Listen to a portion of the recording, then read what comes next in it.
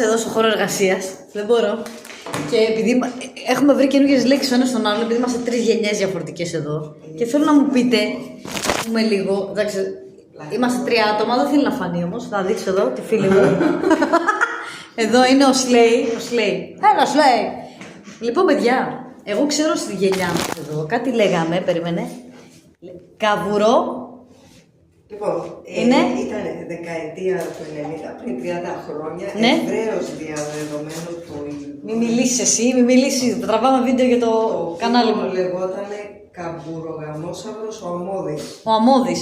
Καβουρογαμόσαυρος. Ωστόσο, πολύ διαδεδομένο το είδος. Πολύ ωραία λέξη. Πρόσφατα, φίλη μου βιολόγος, με ενημέρωσε ότι έχει μεταλλαχθεί το συγκεκριμένο είδος σε καγκουρογαμόσαυρος ο Αμμώδης.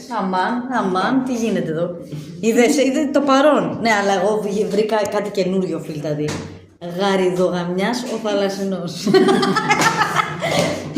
Ο άλλος τρώει ακόμα, θα σας πει κι άλλος κάτι, δεν υπάρχει. Εδώ είναι ο φίλος μας. Τρώμε ντοματούλα με γιαούρτι γιατί θέλουμε να στεγνώσουμε και καλά. Και μόλις ξεκινά τα πανηγύρια, να τα έχεις καλαμάκια τα θηρινά. Μικρόπαιζα. Έχεις καλαμάκια. Έχει καλαμάκια. Ωραίο. Σαμπουρογάμι εμείς λέγαμε. Σαν προγραμμιάς. Εσείς? Slay, πες τα όλα τώρα. Slay Queen. Slay, Queen.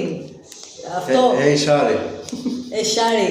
Εγώ νόμιζα το τραγούδι Shari, νόμιζα ήταν Shati. Νόμιζα ότι μίλαγε για μια κοπέλα που ήταν αλμυρή.